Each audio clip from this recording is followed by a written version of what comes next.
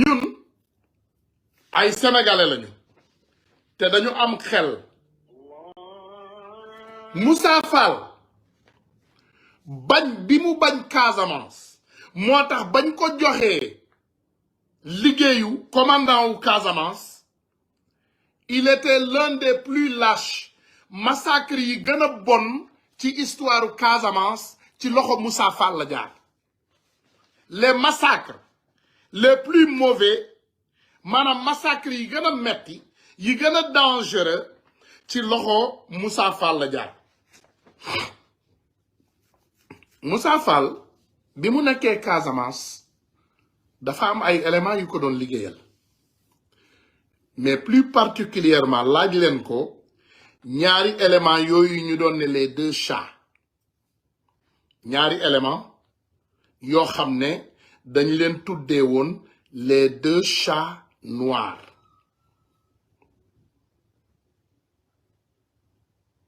Les chats noirs. Da ngeen di laaj pourquoi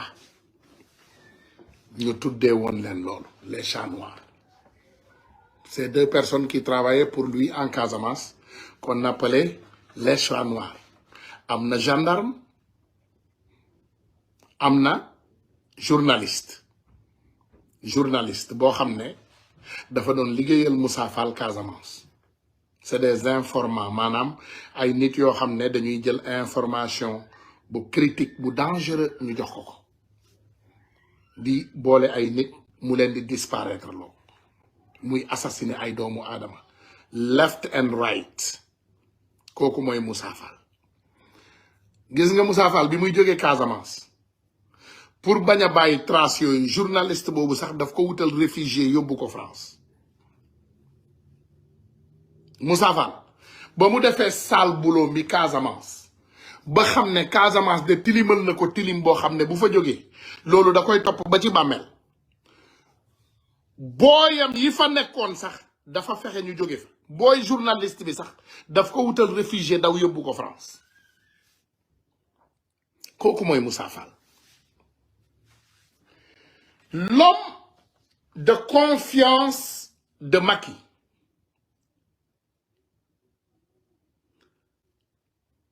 Ce n'était pas Moussa Fall, hein.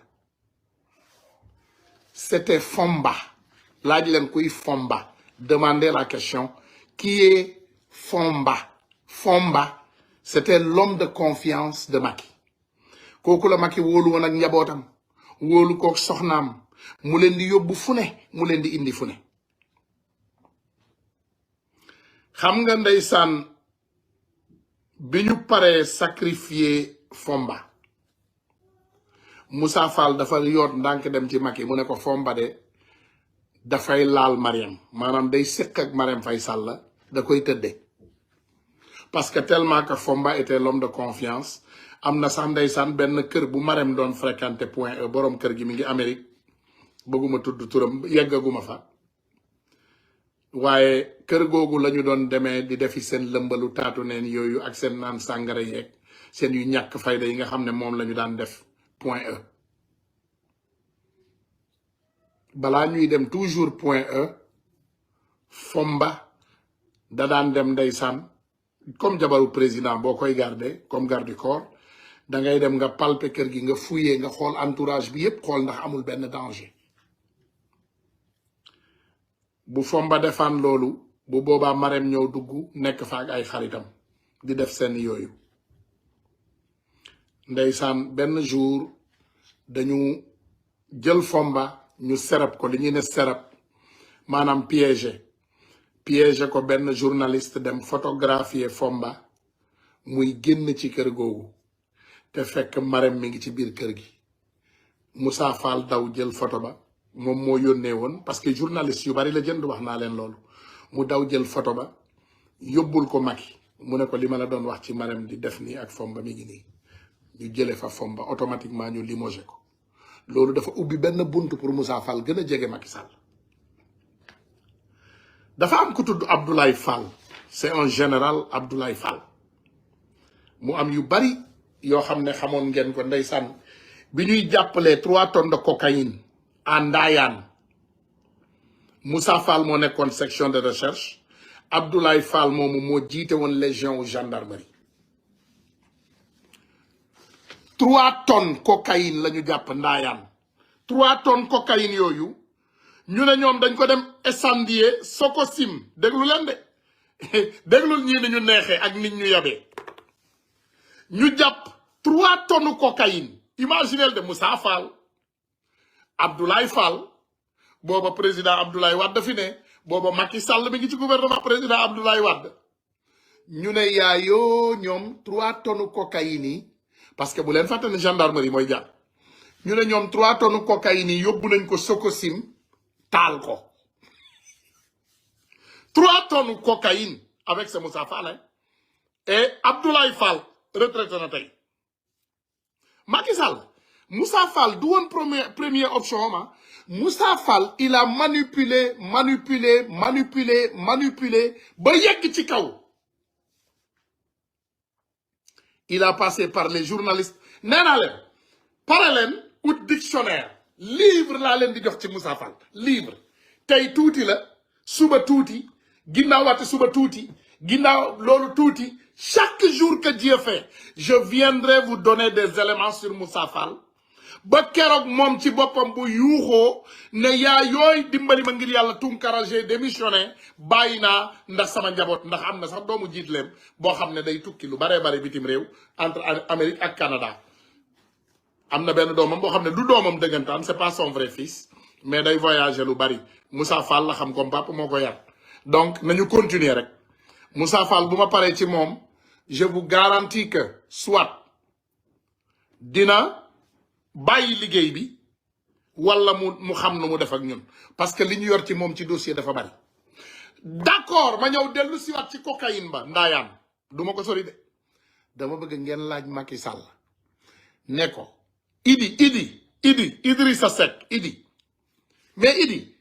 am na loo xam ci fond Taïwan yooyu xam nga da li tax ma koy tuddee fond Taïwan ñoom fond Taïwan yi laaj leen ban façon fond la xam nga toujours sénégalais dañuy dégg rek les fonds de Taïwan les fonds de Taïwan les fonds de Taïwan nee leen Idrissa Seck qu'il n'a qu'à venir nous expliquer les fonds de Taïwan nee leen mu ñëw expliquer ñu ko parce que Umaru Sissoco Embaló le président de la Guinée-Bissau bokk na ci ñoo xam ne dañ leen jaayal cocaïne boobu Umaru Sissoco Embaló daf ci bokk ak kan John Obi un Nigérien qui s'appelait John Obi dafa bari woon ay procès ci boppam il avait beaucoup de procès sur sa tête ce qu'il avait décidé de faire mooy ñoom dañu dem jëli John Obi ginnaaw bi Moussa Fall ñoom bi ñu sàccee cocaïne bi ba pare moom ak général Abdoulaye Fall dañu dellu siwaat ci Macky Sall a cherché Umaru Sissoco Embaló muy président Guinée-Bissau bi ak John Obi le Nigérien pour ñu jaayal leen cocaïne boobu ñu seddoo xaalis Macky Sall du tey la tàmbali nekk bandi moom ak Moussa Fall mi du tey ils ont travaillé ensemble pendant des décennies Moussa Fall li mu xamal Macky Sall dafa bari lool Macky Sall aussi li mu xamal Moussa Fall bari lool ce n'était pas son premier choix amul choix rek mu indi ko waaye bi mu ko indee dafa xamoon ne defkatu ñaawteef bi gën a mag la mais xalaatul woon ñu yegg fii ñu yegg nii tey buñ leen nee Moussa Fall dafa bañ waa Casamance loolu du débat moo tax ngeen gis ma ne la mu jël Casamance jéem a séparer xeet yi jël mankaañ yi gën a lâche ay ñoom Jérôme Bandiaki ak ñeneen def leen nii léegi bàyyi aussi joolaay di leen xeex parce que du pour rien Macky Sall kii ku mën a assassiner un Joola à Dakar tu n'as pas de problème pour assassiner un Joola en Casamance boo leen gisee xeexu Casamance bi amoon problème pour jeex c'est parce que y avait des hommes malhonnêtes à la tête des institutions du woon xeex bi rek metti na woon trop deret bu baree fa tuur woon mais on pouvait l'arrêter très tôt mais il y avait des personnes qui ne bénéficiaient pas sur l'arrêt maanaam daggu garabu Casamance yëpp jaay ko Moussa Fall il a participé jaay cocaïne maanaam trafic boo mën a xam rek drogue ci àdduna bi Moussa Fall il a participé assassinat boo mën a xam ci nit bu important Moussa Fall il en a participé nee naa leen laaj leen ko les chats noirs ni ñu doon tuddee les chats noirs laaj leen ko Moussa Fall ne ko sa élément yan la ñu doon tuddee les chats noirs. Il y avait un élément de la gendarmerie comme il y avait un journaliste yoo xam ne ñoom ñoo daan wër ci biir dëkk bi nekk ay infiltré bu ñu jaaree ci kanamu nit ñi am information dem jox ko mu assassiné ay nit nee naa leen Moussa Fall moomu ba mu paree bañ koy jële Ziguinchor boobu bañ ko fay jële dafay yóbbaale journaliste am daf ko yóbbu France defal ko réfugié tour bi mu ko defal sax xam naa ko tour journaliste bi vrai sax am naa ko donc ñun dañuy informé wu ci Sénégal Omarou Sissoko Mbalo président Guinée-Bissau bi da ngeen koy dégg toujours mu ne la je suis un membre fondateur de l'APR parce que moom ak Macky Sall seen xaritoo dafa yàgg lan moo indi seen xaritoo jaayum drogue la drogue moo leen boole parce que ñun suñu gouvernement Sénégal bu ñu sàccee drogue Sénégal bi ba pare dañ koy jaay ñoom drogue bi buñ ko jàppee dañ koy jaay de drogue bi buñ ko jàppee duñ ko bàyyi mu dem ils le vendent le gouvernement de Macky Sall buñ jàppee drogue dañ koy jaayaat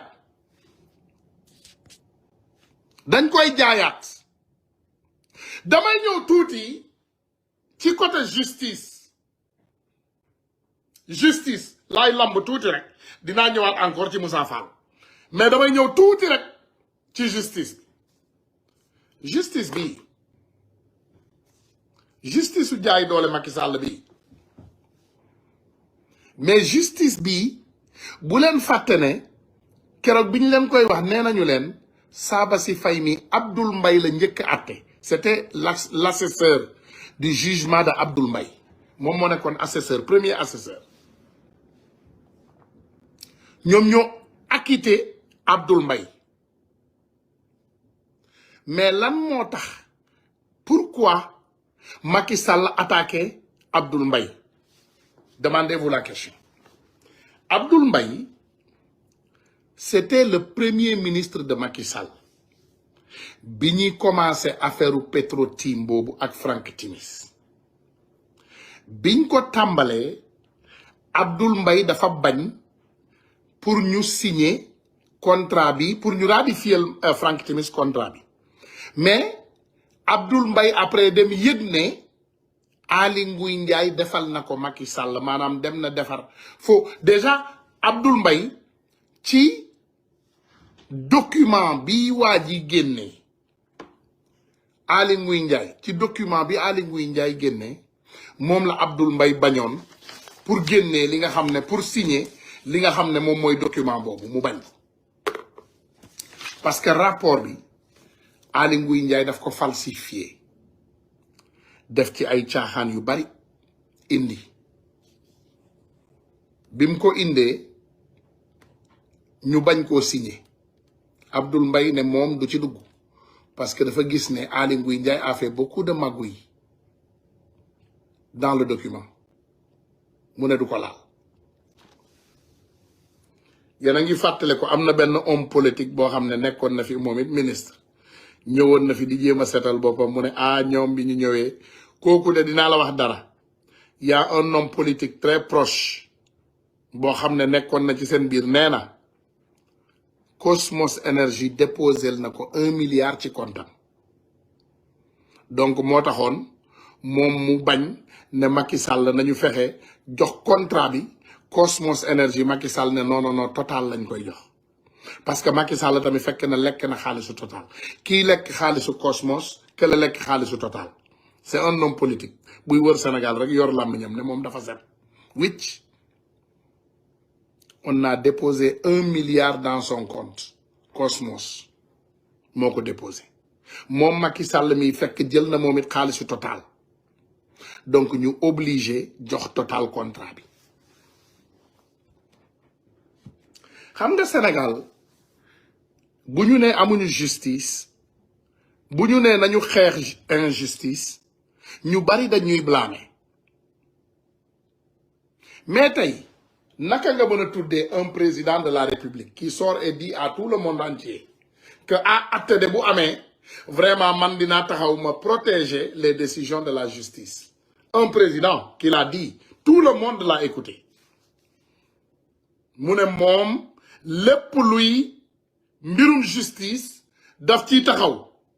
te dafay dooleel justice. Pendant ce temps bu leen fàtte de c'est le même président qui nous a dit ici qu'il a voté sans carte d'identité. xam ngeen lan moo tax affaire Mame Mbaye Niang bi ñëwagul xam ngeen ko vous savez affaire Mame Mbaye Niang bi lay xeex fi mu ne nii pour indi à tout prix nii la defoon Abdoul Mbaye. Vous savez que le dossier Abdoul Mbaye que Sabassi avait jugé c'était un dossier aussi personnel. Gouvernement Sénégal dugal ci seen làmmiñ Abdoul Mbaye ak soxnaam ñoo doon divorcé gouvernement Sénégal dugal ci seen làmmiñ pour xeex Abdoul Mbaye comme niñ ko defee nii rek ci mbirum Mame Mbaye Niang Ousmane Sonko. dégg ngeen tey Juan Branco bi muy ñëw pour ci atte Mame Mbaye Niang bi il amenait tous les preuves nécessaires parce que gars yi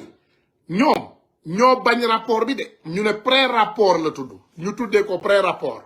mais boo leen fàttale ko Macky Sall nee na leen rapport yëpp mi ngi ci suufu kuddam teg na ci tànk nee naa leen man j'ai eu la conversation avec Amadou Ba ñu leeralal ma ne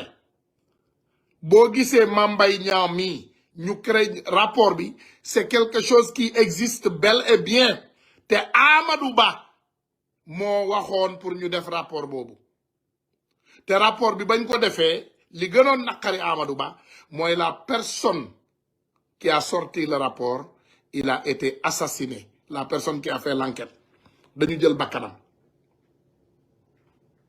donc ñoom du tey la ñu tàmbali li yéen xam ngeen ne du hasard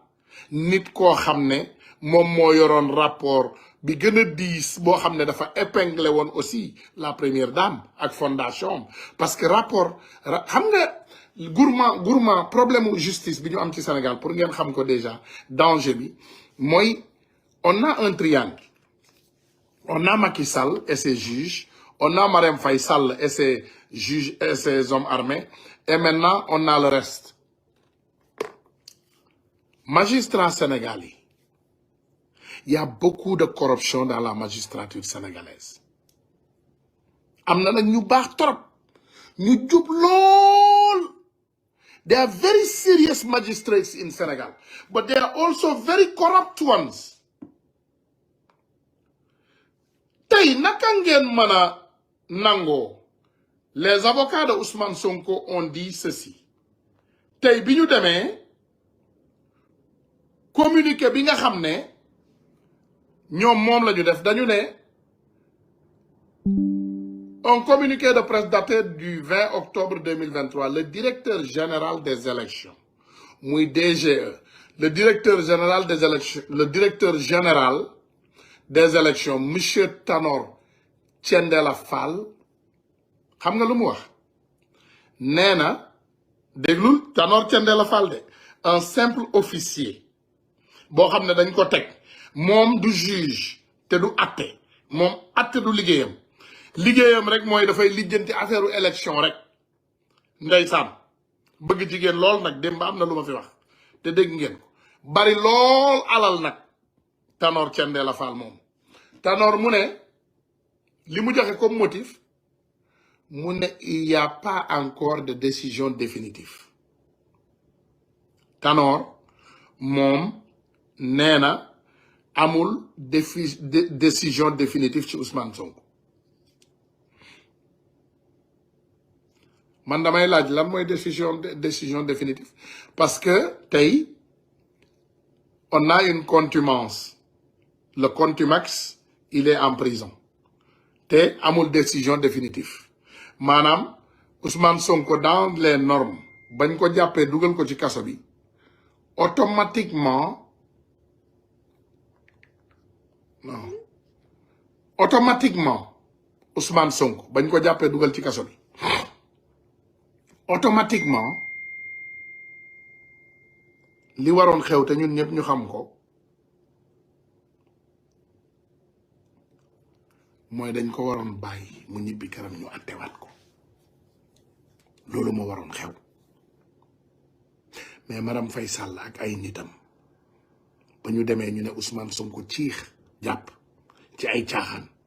dafa SMS Macky Sall mu ne ko li nga ragal a def boobu ba léegi man def naa ko jàpp naa ko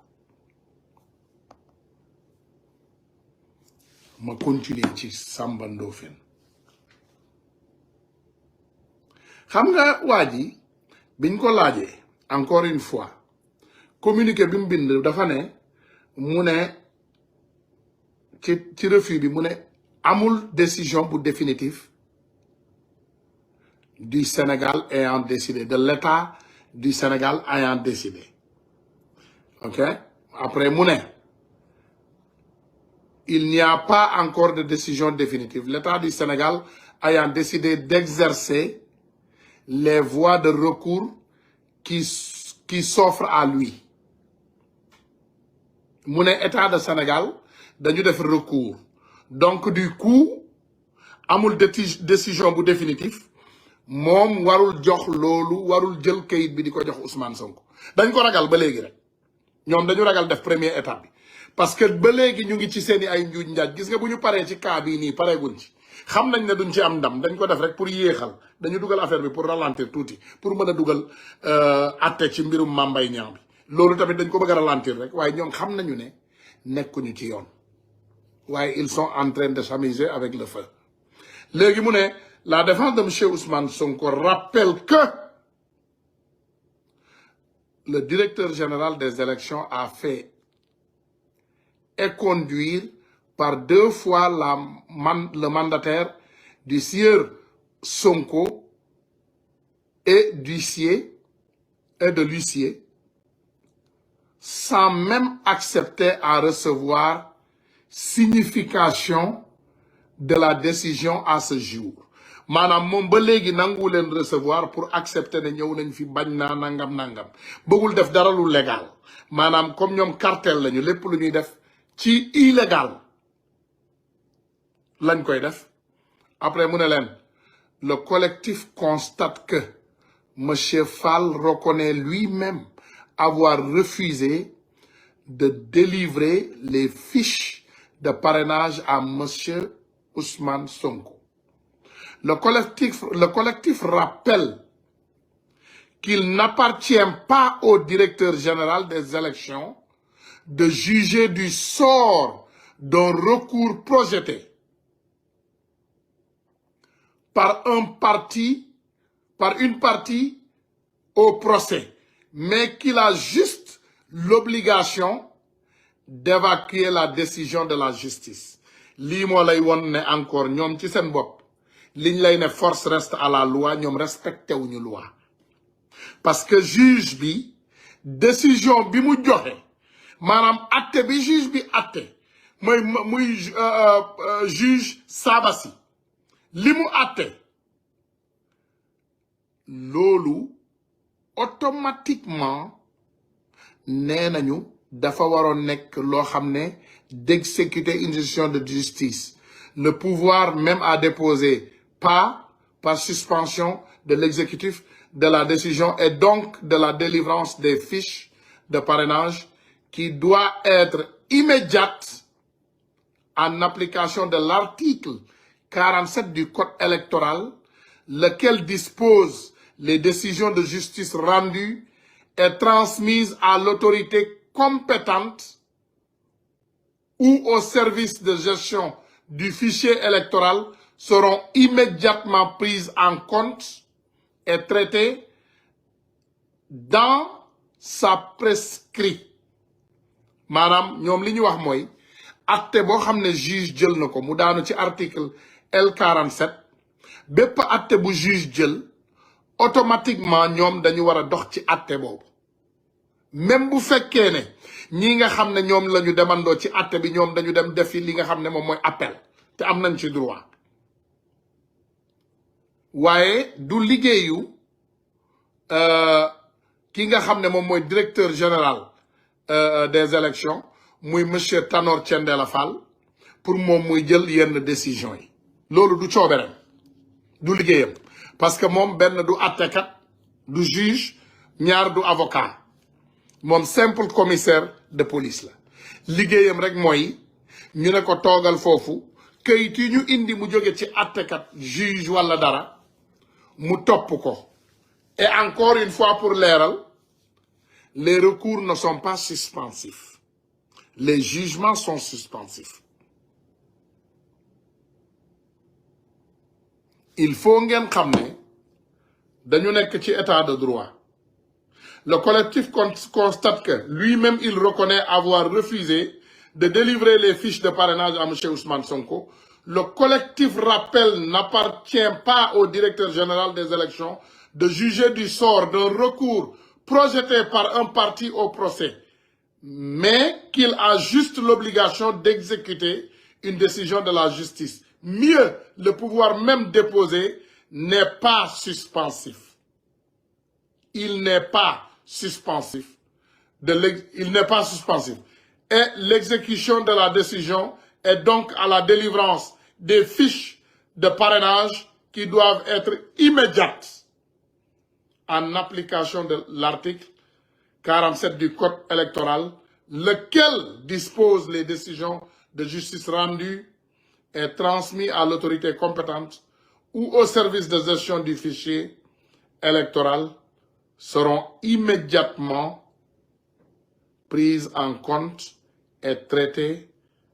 dans le sens prescrit.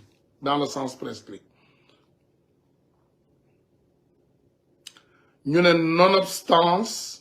la clôture de la période de révision et du traitement des mouvements, par conséquent, la défense de M. Ousmane Sonko exige du directeur général des élections l'exécution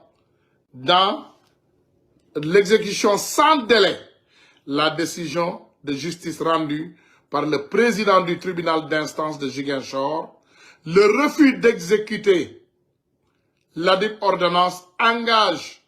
sa responsabilité personnelle et pénale appliquant des articles 106 suivants du Code pénal, fait à Dakar le 20 octobre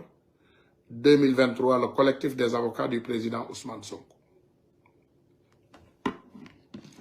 lii mooy problème yi nga xam ne moom la ñu jànkonteel ci suñu réew mi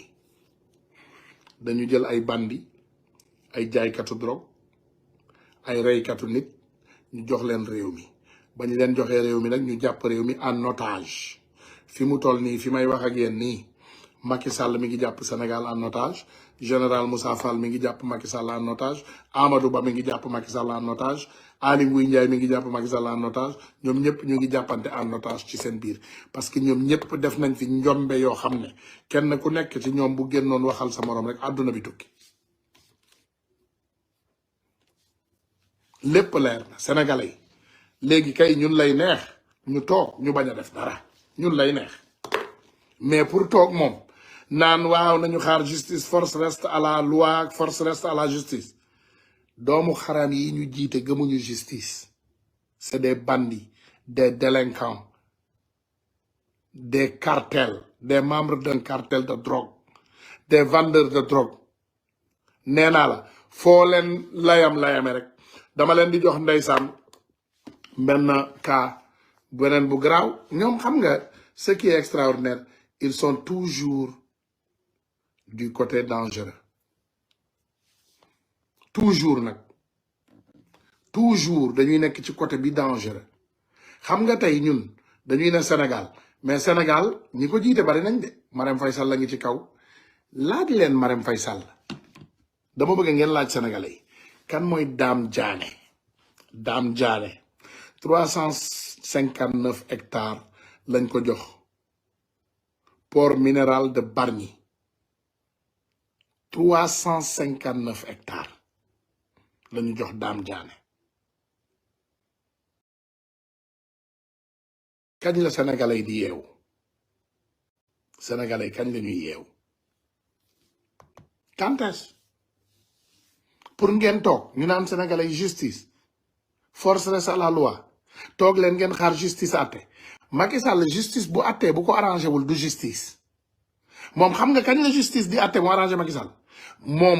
bu indee juge mi teg leen ne leen dagg leen ñooñu dagg boobu mooy justice après mu nelaw loo leen jël ay ñooxi dugal seen biir bopp bi dugal potitu saabu dugal ci bopp sénégalais yi ne leen force reste à la loi nañu bàyyi justice def liggéeyam justice def liggéeyam du justice la Macky Sall yor Macky Sall cartel la yor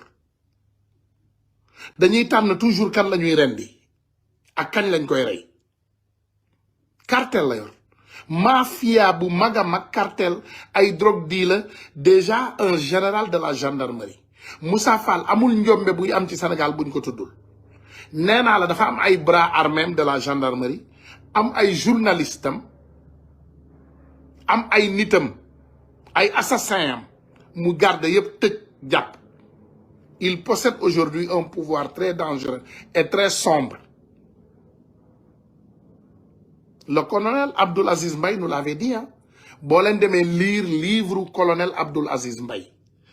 amin Abdoul Aziz Ndaw waxoon na ko ba mu leer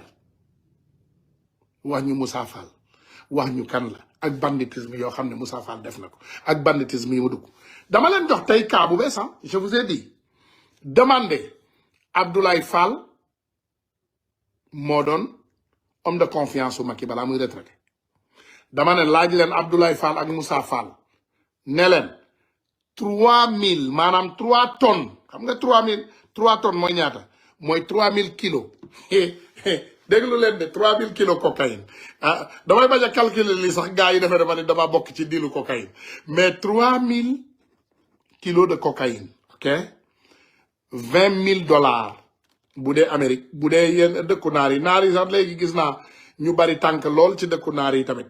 te dëkku naar yi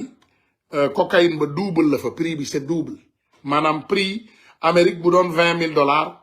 dëkku naar yi c'est $40,000 ok da ngay def 2 fois 3 6 n'est-ce pas 6 nga def 3 zéro yi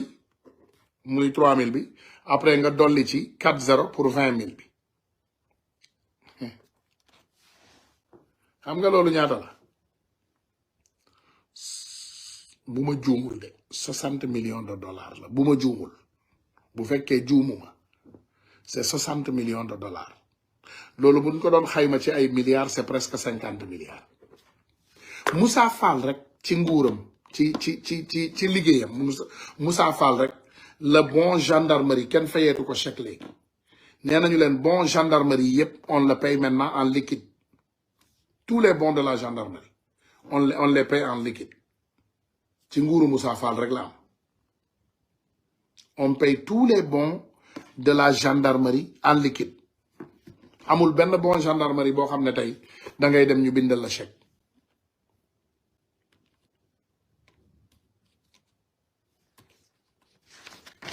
Moussa Fall a limogé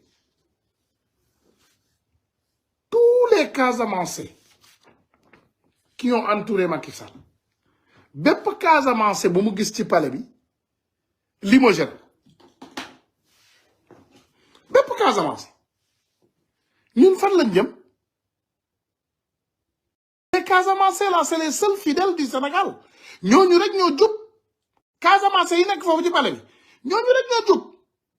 moom dof bi xamul ne information bi ñuy jot ñun ci ay nitam lay jóge nee naa leen 3000 kilos cocaïne yooyu biñ koy jàpp ndaayaan lañ ko jàppee port de Ndaayaan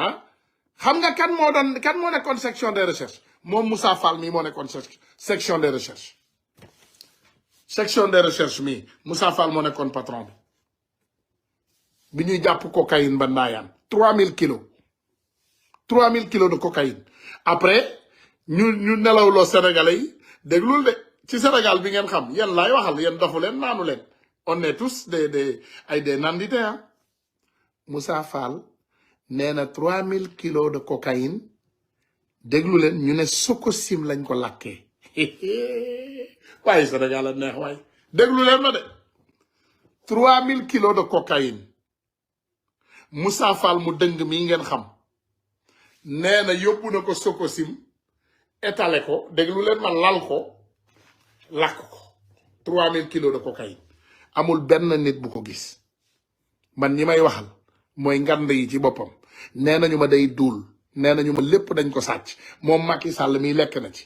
ndax Macky Sall nee nañu loolu la campagne en 2007 te Idi xam na ko Idrissa Seck yëg na ko yëg na lépp moo tax Idi am fu mu jàpp Macky Sall moo tax Macky Sall ak Idi seen soob yi bari nii rek waaye non duñu xeex de parce que saa bu Idi junjee rek Macky Sall day dellu ginnaaw Idi tamit ne patt du yeggali Idi musul yeggali phrase ak Macky Sall day junj rek Idrissa Seck da koy ne waaw les fonds de Taïwan voilà tu sais les fonds de Taïwan fa la yem les fonds de Taïwan tu sais les fonds de Taïwan Idi tu es un candidat présidentiel j'espère que au moins di nga am dignité génn wax sénégalais yi lan moo xew ndax xam nga ko li xew yow xam nga ko ces fonds de Taïwan yi ngeen di jooy di gëmloo sénégalais Ablaye Wade nee na moo ko may Macky ak mayu ko voilà Macky moo sàcc 7 milliards ak sàccul fonds yooyu ci lan la jóge xaalisu lan la dañ ko bëgg a xam xaalis ba fan la jógee ak ci lan la parce que journalistes yi xamoon yépp doon bind doon kaas yépp jënd nañ leen journaliste yi gën a xam Moussa Fall ak njombe mi nee naa leen dinaa ñëw moi je vais citer des noms man du ma waxantu ay tur laay citer nee naa leen Moussa Fall ba mu nekkee Casamance élément mi c'était des chats noirs bokkoon na ci élément mi benn journaliste bis bu ma tuddee turam dootul génn ci télé mi ngi télé ba léegi mi ngi génn di wax waaye bis bu ma tuddee turam dootu leen ko gisati Moussa Fall ba mu defee njombeem Casamance yi yépp ba pare dafa defal journaliste boobu réfugié génne ko réew mi parce que journaliste boobu ak élément gendarmerie bi dañu nekkoon di ko informer ay informant la ñu woon ñoom ñoo doon joxe position wu gars yi di wax gars yi ci lan la ñuy dugg ak lan la ñuy génn Moussa Fall di leen jàpp di assassiner rek di nekk Casamance di rey nit ñi rek di rey rek di rey rek di rey rek li mu def ci ñaawteef ci Casamance les massacres qu'il a fait en Casamance yi ba léegi daf leen traumatisé ba léegi Moussa Fall il a laissé des cicatrices en Casamance qui ne guériront jamais am na ñoo xam ne tey ci Casamance booy tudd tur Moussa Fall ñuy saaga ndey tellement qu'il a fait de mal ba yenn dégâts yi gën a mag ci Casamance sax wóoruma ñu ngi ko koy jiiñ ñi naan bato nii bato nale man bëgguma dugg ci loo xam ne wóoruma li ma wóor rek laa mën a wax mais je sais qu'il faisait beaucoup de trafic de bois et beaucoup de trafic de drogue ce bandit de grand chemin cet homme très dangereux non nekkul Moustapha Diop Walf nekkul Moustapha Diop bu leen laal foofu ce n'est même pas proche jegewu ko sax Moussa Fall son chat noir est un Casacé qui était en Casamance avec lui on l'appelait le chat noir yéen wax leen rek laaj leen rek dem leen gas leen di ngeen gis laaj leen qui étaient les chats noirs les chats noirs les chats noirs les chats noirs keneen ki dinaa leen jox hint Major Kandji de la gendarmerie moom moo nekkoon benn chat noir bi léegi jox naa leen benn journaliste bi dootuma leen ko jox duma leen ko joxagum mais le gendarme c'était Major Kandji moo doon benn chat noir bi Major Kandji c'était l'autre chat noir il y a un autre Major Kandji men mi ngeen xam c'était l'autre chat noir gis nga Moussa Fall li mu def ci ñaawteef ci Sénégal nee naa leen xol bi dëgër na dëgër boo xam ne yaayam bi ko jur bi muy génn àddina imaginel yaay di génn àddina nee nañu doomi aadama buy génn àddina dernier souhait moo doon Moussa Fall bu mu ko gàcceel mu ne ko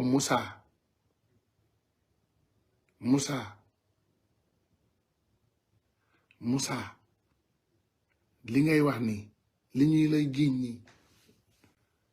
est-ce que yow la bi yaay ji di génn àddina Moussa ne non du man yaay ji mer lool yaay ji yooyu mooy kàllaama yu mujj yu mu génnee àddina kii di Moussa Fall mooy doomu xaram bu gën a ñëf ndayam ci Sénégal nee naa leen c'est un imbécile de premier galon il est tellement dangereux si on le savait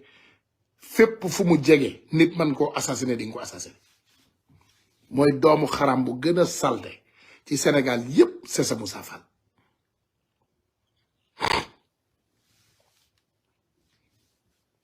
damay ne Sénégalais yi parfois on est en danger parce que bu ñu demee ci réew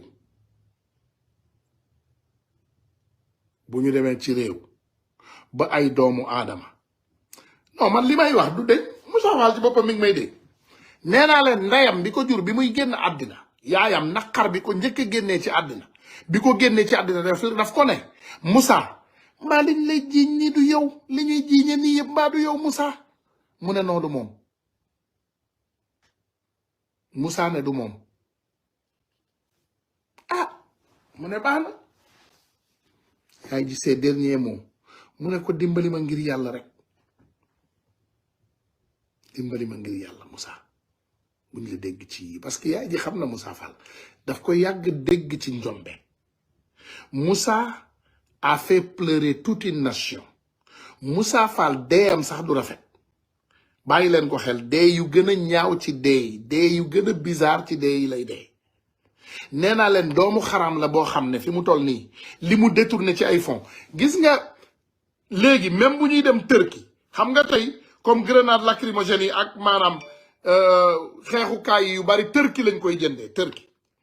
Moussa Fall buy dem ay valise u xaalis la gaa am yi di yóbbu liquide la ñuy yóbbu maintenant ils sont liquides laajal ma sama gaa yi Sénégal ne leen ndax dollar am na ak euro amatul Sénégal dafa manqué ñii dem di wecceeku toujours ñu wooma kaas y a pas d'euro y a pas de dollar lañ lay wax dollar ak euro dafa manqué parce que les grands voleurs de la République ils ont volé tout l'argent et l'acheté maanaam dañu jël xaalis bi yépp dañ ko jënd pour mën a nëbb seeni ay njombe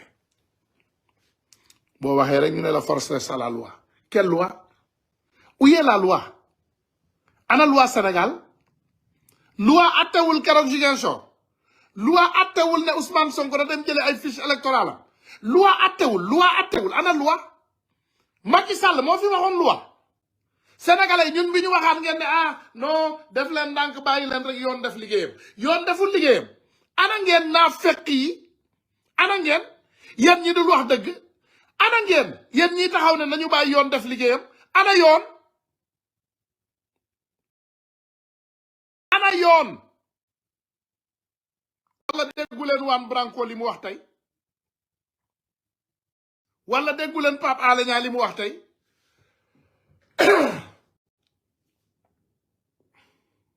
la loi du plus fort moo am Sénégal amul loi la loi du plus fort léegi juge jël décision un simple officier un simple fonctionnaire ne du doxale ni juge bu nekkoon ci pays bu normal dañ koy nguufaan léegi procureur day joxe ordre ñu dem arrêté ko dugal ko kaso si ça si il doit être limogé et emprisonné waaye ñu ne tekk tekkaaral toog lem seeni geen mel ni ay xaru yaraan ñépp ne pat force reste à la loi xanaa xamuleen ne réew mu lakk ci àdduna bi ñàkk loi moo ko lakk parce que boroom xam-xam yi dañu ne loi bu amatul ci réew population moo war a jël ses responsabilités Quand la loi ne s'applique pas, les populations doivent exercer leurs propres droits. Population Sénégal ñoo war a génn jël seeni ay loi seeni ay matuwaay dem fekk Macky Sall ci biir palais bi Dakar ndeyam jàpp ñoom Antoine Diome yëpp taal leen loolu bariwul. xanaa seetluwu leen événement yu mujj lii comme Macky Sall comme général Moussa Fall jéem a def entraînement légionnaire France bàyyi leen tuuti xel rek Sniper dafa doon doomu Casamance mu bokk ci xeetu Mankaañ muy xeet bi nga xam ne ci la François Mancabou bokk muy cousin ci François Mancabou waaye Sniper ña nga xam ne ñoom ñoo rey François Mancabou ñoom ñoo ko torturé ba mu dee c'est des hommes qui ont été embauchés par Sniper parce que encore une fois damay ñëwaat gouvernement Macky Sall Sniper dafa nekkoon sécurité garde Macky Sall au moment des élections de 2012 bi élection yi jeexee Macky Sall daf leen bàyyi woon Sniper dem na fi France jéem a def entraînement légionnaire France waaye ba mu demee ci enquête préliminaire yi nga xam ne moom lañ ko defal ci légionnaires yi France nanguwuñu koo jël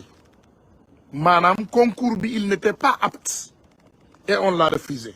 dinaa leen indil photo bi nag France Sniper bi mu nekkee France parce que am naa photo bi dañu bëgg lépp lu ñu wax rek comme ça ñu indil leen firnde voilà bii mooy photo bi nga xam ne mi ngi ko jël France à la Tour Eiffel kii mooy Sniper kanam gi yéen a ngi koy gis photo bii lañ ma yónnee voilà donc Sniper bañ ko bañee jël ci légionnaire boobu après dafa dellu siwaat Sénégal ba mu dellu see Sénégal ñoom Macky Sall engagé ko comme garde du corps ñu encouragé ko mu ubbi société de sécurité mi ngi yor ay documents am yu leer dafa am société de sécurité mais dafa am profil yoo xam ne moom ñooñu rek lay jël mbirum société sécurité bi des anciens militaires des anciens légionnaires des gros bras dafa am nag loo xam ne dama ci bëgg a taxaw tuuti pour sénégalais yi xam waa ji dafa am lu tax ñu tuddee ko turu Sniper ñun fii ci américain wala ci tubaab mooy koo xam ne loxoom dafa neex ci rëbb lépp lu mu jubal loxoom daf koy viser promotionnaire am de classe militaire daf ma ne turam li tax ñu jox ko le tour Sniper il était l'un des plus adroits de sa classe militaire boo ko joxee 10 coups sur 10 dafay dóor targetam 10 sur 10 maanaam ma bamtu loolu ci wolof maanaam boo ko joxoon fukki ballu fetal nga jox ko objet nga jox ko target ne ko jubal ko ci lii nga dóor fukki bali yépp Sniper daf koy dóor ci la nga xam ne moom nga ko ne mu jubal ko ci donc loolu moo ko jox turu Sniper parce que un sniper pour nga am déjà maqaama boobu ak respect boobu à travers le monde il faut nga doon borom loxo bu neex maanaam boo jubalee sa loxo ci lépp loo ko jubal boo dóoree bal bi nga rey ko donc il ne loupe pas donc moom Sniper tey il est le responsable du bras des mercenaires de Macky Sall dama bëgg nag waxu wolof laay wax pour ñu taxaw foofu tuuti ndax dañu ne doomu aadama booy wax da ngay wax ndax bàmmeel ëllëg boo ñëwee ci bàmmeel yow dong yaa ciy tëdd te danga ciy wéet léegi Sniper c'est lui qui engage maanaam bépp doomu aadama buñu soxla pour mu def ñaawteef mu rey nit ak mu jàpp ni torturer ko mu dóor nit ak ñu gàddu ay fetal comme ni ngeen ko gisee ci mois de mars bi ay nervi yor ay fetal di tirer ça c'est les hommes de sniper maanaam mi ngi mel ni tey man Ousmane Tounkara ñu ne ma lan nga ma ne patriote ma yor benn groupe gone boo xam ne vraiment man maa leen di diriger su ma leen nee duumal ñu duma su ma leen nee reyal ñu rey su ma leen nee jàppal ñu jàpp gone yooyu képp ku ñu jàpp ak képp ku ñu rey je suis le premier responsable donc dañ ciy ñëwaat encore sniper loolu moo ko def le premier responsable des tueurs parce que kaay ma wax leen dara ce n'est pas que lépp lu xew loo xam ne Macky Sall ak Antoine Diome ak moom sniper ñoo ko ordonné rek dafa fekk sniper ci boppam taxaw fa bi ñuy rendi nit ki comme Macky Sall comme général Moussa Fall dañuy joxe ay ordre moom la nitam yi di déggal moom mooy recruter nit ñi nga xam ne wóolu na leen pour ñu defal ko sale boulot yi encore une fois ay nitam ñoo rey cousin am François Makabu te moom sniper dafa toog di ko seetaan xam ko yëg ko te defu ci benn effort pour arrêter ko par contre il l'a facilité ndax ku dem bay jox lekk sa cousin pour mu wóolu la dafa yóbbul François Makabu lekk pour kooku wóolu ko ne Casamance la wóolu ko ne mbokkam mankaañ la am na kuy laaj benn kàddu bu ndaw bëgguma ko woon sax indi ci sama kàddu yi waaye am na kuy ne ana Adji Sarr Adji Sarr mi ngi ci ay këruwaay juram daw na fa mu ne woon keroog ba ñu waxee waxam feeñ na daw na kër ay waay juram foofu la nekk actuellement newuñu nag kenn dem photo ko wala topp ko dof lu bi ñuy def nii yëpp dafa am loo xam ne ñoom moom la ñuy làq waaye ñun ñoo leen ko gën a xam ndax téléphone am fay na pour quatre jours ba mu taalee téléphone am mooy keroog ba ñu waxee ci moom te on a tous les preuves te bi mu ko taalee rek localiser nañ ko ba ñu xam fa mu nekk donc jërë leen jëf ci boobu ma continuer encore ci li nga xam ne moom moo doon waxu kii nga xam ne tey moom la ñu doon wax léegi muy ce tireur d'élite muy sniper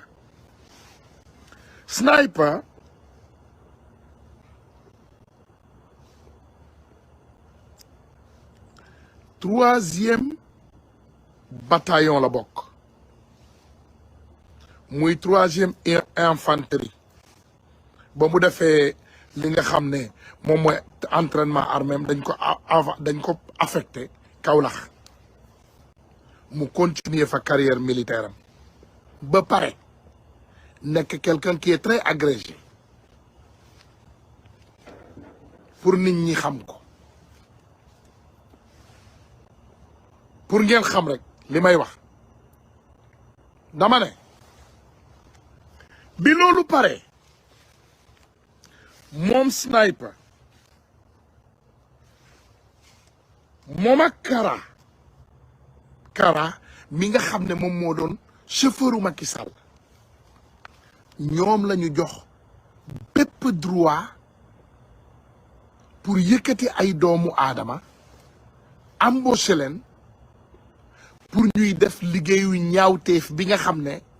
moom la suñu homme de tenue yi di bañ a def parce que il faut mu am leeral boo xam ne dañ koy indi mooy suñu gendarmerie républicaine nationale ba léegi mi ngi républicaine et nationale suñu police ba léegi am na ci ñi baax ñu républicaine suñu armée nationale ba léegi ñi baax ñu républicaine parce que bu leen fàtte ne ñii ma jox lii c'est des amis de sniper ñoom ñoo ma jox numéro sniper ba man ci boppam ma wax ak sniper dama ko bett nag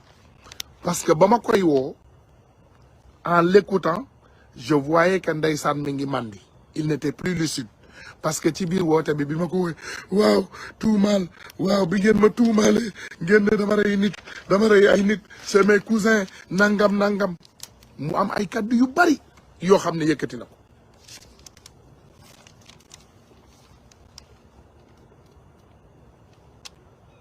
muy leer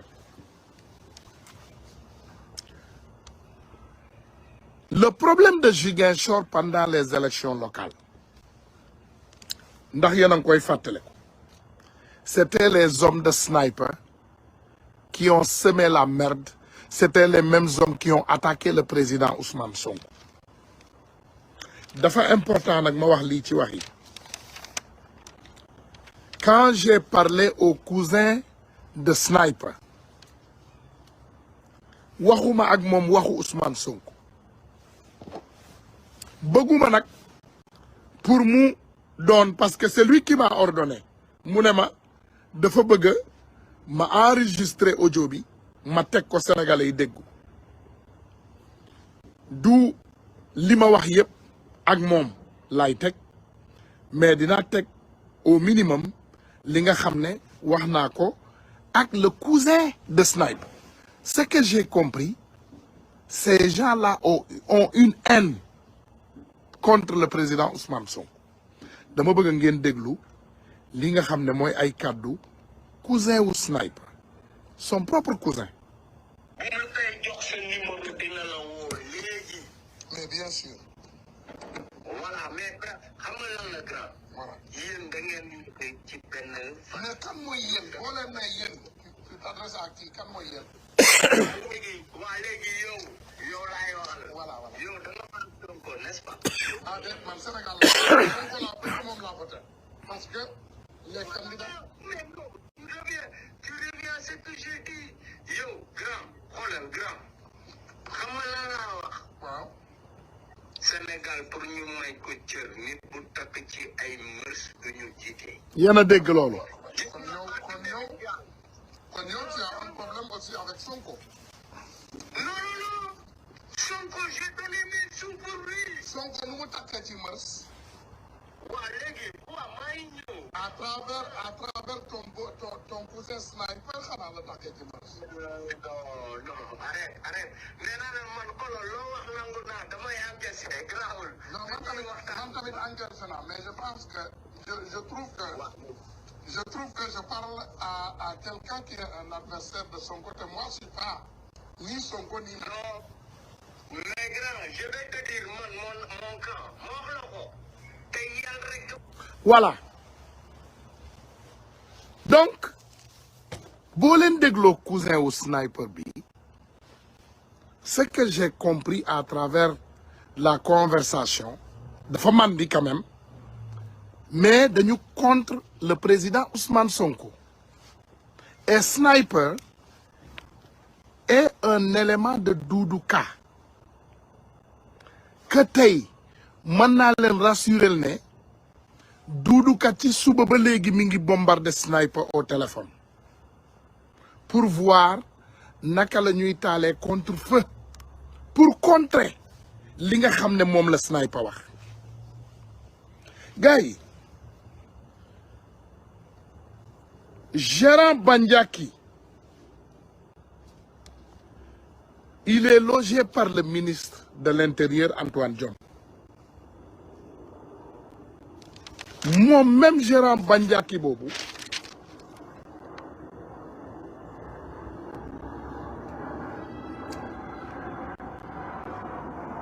dafa nekk doomu aadama boo xam ne ginnaaw bi ñu kidnappé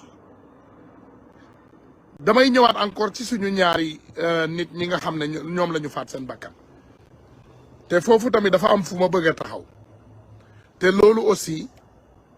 maa ngi laaj Madiambal Diagne, ancien ministre ancien journaliste ki nga xam ne moom moo njëkk a bind la disparition de ces deux gendarmes. Madiambal bëgg nañu xam Madiambal toujours Madiambal dañu bëgg a xam ndax am nga kër tubaab jalaaw. Madiambal Diagne ñun dañu bëgg a xam ndax am nga kër tubaab jalaaw, ndax yow Madiambal Diagne am nga piscine ci sa biir kër gu nekk tubaab jalaaw. question la rek damay laaj ñun xam nañu réponse bi mais bu Madiambal Diagne ñëwul répondre nous on répondra à sa place léegi quand on a kidnappé nos 2 frères après les avoir kidnappés ils les ont transportés dans une maison à Toubab Dialaw biñ leen transporté ci benn kër Toubab Dialaw ils les ont torturés dans une piscine maanaam noyés et torturés dans une piscine ginnaaw biñ leen torturé ci biir piscine boobu ñu jël seen bakkan ba pare ñu yóbbu leen sànni leen géej am ñoo xam ne sax dañu am seen cëru yaram yoo xam ne daggoon nañ ko mu doon encore milice yu sadique yooyu nga xam ne notre frère Sniper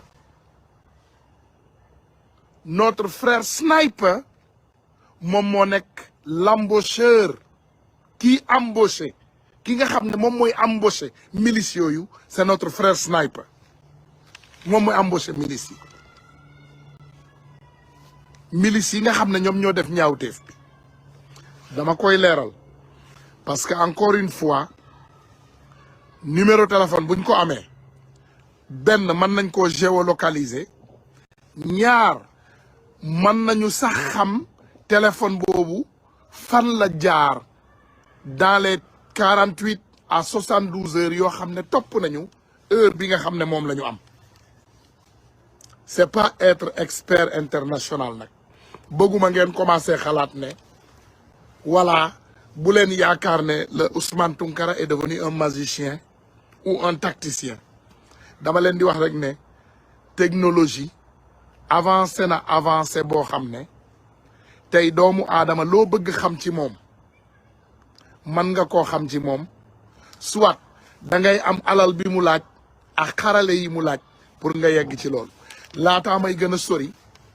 damay engagé waat kii nga xam ne moom mooy président de la république ak defkatu ñaawte famille ñu lâché Pape Alé Niang parce que yor naa ay information atomique yoo xam ne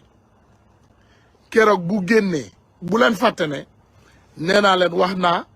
ak Sniper wax naa ak yeneen doomu aadama yor naa ay enregistrement yor naa ay preuves à l'appui des informations que Pape Alé Niang bu génnul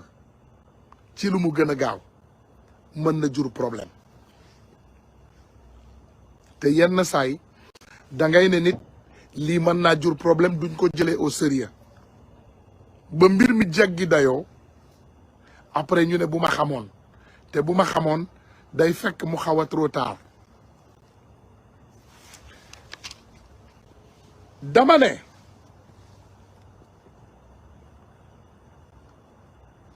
damay laaj encore une fois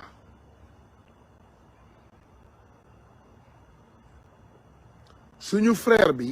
nee nañu Sniper dafa amoon problème mu bopp problème de tête parce que ci entraînement bi yëpp amoon na benn moment boo xam ne il a eu une problème de tête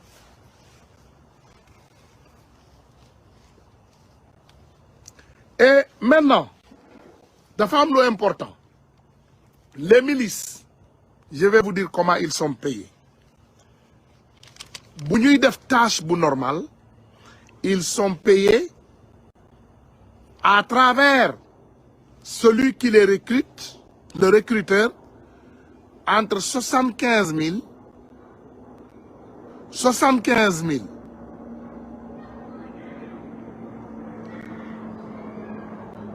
une fois encore les milices ils sont payés entre 75 et 100 000 déglu leen ma de loolu la ñuy fay ki nga xam ne moom mooy personne bi leen di recruter et si c'est des tasks spéciales maanaam ñu war a dem defi lu mel ni kidnapping amaana sax mu mel ni rey nit dañ leen di multiplier le salaire boobu par 5 voire par 10. Encore une fois patron bi bu jotee xaalis bi moom Sniper bu jotee li nga xam ne moom mooy fay bi mu war a fay milice yi au lieu de mu leen jox leen 75 000 wala 100 000 yi ñu ko fay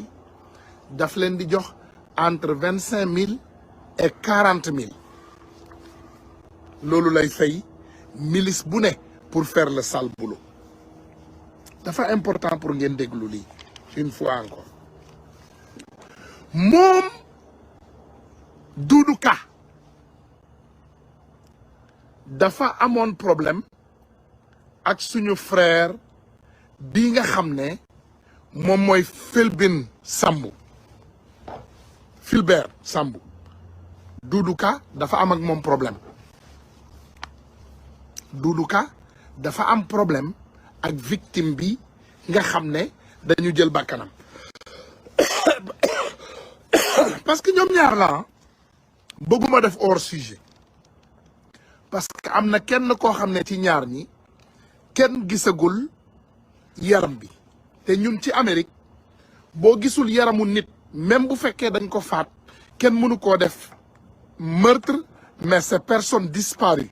missing person lañ koy def même bu fekkee ne dafa dee waaye tant que amuloo preuve nga mën a prouver ne yaramam mi ngi nii mënuloo koo tuddee nit ku dee li nga ko mën a tuddee mooy nit ku réer a missing person. Donc entre nos deux frères qui ont été prononcés disparus muy Philbert ak DJ Philbert il a été tué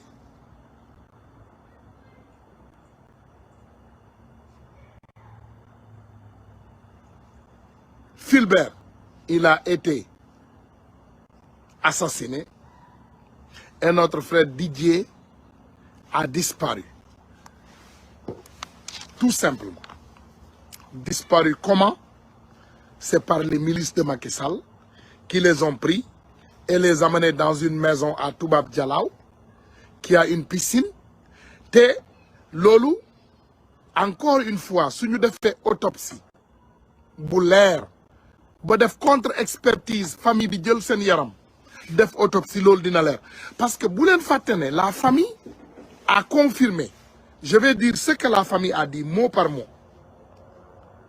dañu ne dama bëgg a ñëw ci li famille bi wax ñu ne alerte la femme du gendarme mon mari ne m'a pas dit qu'il allait à la pêche et son matériel de pêche est encore ici à la maison dañu ne dafa dem nappi waaye jabaram nee na nappiwul ndax matériel bi nga xam ne moom la war a nappi jee mi ngi ci biir këram ba léegi te tàggu ko ne day dem nappi te nee nañu ñoom bu ñuy dem nappi la plupart des temps kii day ànd ak cousin am kale ànd ak gorom donc naka la kii di àndee cousin am kii di ànd ak gorom te kenn ci ñoom yóbbuwul seen matériel u nappukaay ba pare ñu ne ñooñu dañu dem nappi par force biñ leen kidnappé dañu xool seen habitude yi nga xam ne moom la ñu gën a bëgg xam nga boo nekkee ci def liggéey bu ñaaw liggéeyu ñaawteef nga war a jël bakkanu nit wala nga war a def benn ñaawteef da ngay topp ci habitude nit kooku donc dañu suivre habitude yi nga xam ne moom la ñu tàmm def bu doon jaay gerte la dañuy ne dañu jaay woon gerte waaye kon habitude yi ñu leen xamee napp jën la donc ñoom ñu daal di parax-paraxe ñu ne gaa dañu nappi woon jën ce qu'on dit un crime n'est jamais parfait léegi ki nga xam ne da nga ko jàpp torturer ko ci piscine ñu am ci preuve nag comme li ma leen wax moo tax ñu ne leen ma jàmbal jaañ dama bëgg nga génn nga ñëw leeral lanterne sénégalais yi accusé wu ma la dara nga leeral lanterne sénégalais yi ndax yow am nga kër Toubab Dialaw parce que il faut pas aussi oublier que da nga am ay dëkkandoo lu tudd voisin te dëkkandoo dafay gis lu bari te xam lu bari foofu rek laa mën a yem ci waxtaan donc ci suba ba léegi avec des preuves j'ai eu au moins 20 différentes personnes yu ma confirmel ne que Sniper est une personne qui est capable d'assassiner parce que ñoom dañ ko xam ñii di ay promotionnaire am ñii di ay personnes yoo xam ne daf leen embauché woon déjà donc nañu xam Sniper nee nañu ma ni ñu xamee seen bopp noonu la ñu xamee Sniper donc xam nañu ko mu leer leen ni seen dee ni mu leen leeree que Sniper est capable de tout parce que man dama woo Sniper personnellement nee naa leen du ma waxantu de moi Ousmane Tounkara j'ai appelé Sniper personnellement du ma partager sama conversation yëpp ak moom mais on était en conversation et il m'a confirmé dama ciy ñëwaat rek encore parce que lépp loo wax rek dafa baax nga indi firnde ma ñëw ma tegal leen samay kàddu tàmbali ak Sniper mënumaa teg lépp nag parce que c'est important moom xam na man xam naa te yàlla xam na te bëgguma ko sosal ndax du ma sos bëgguma ko waxal lu dul dëgg ndax du ma ko def te bëgg naa doomu aadama lépp lu waay di wax nga man cee indi firnde pour ëllëg ak si biir borom am droit de réponse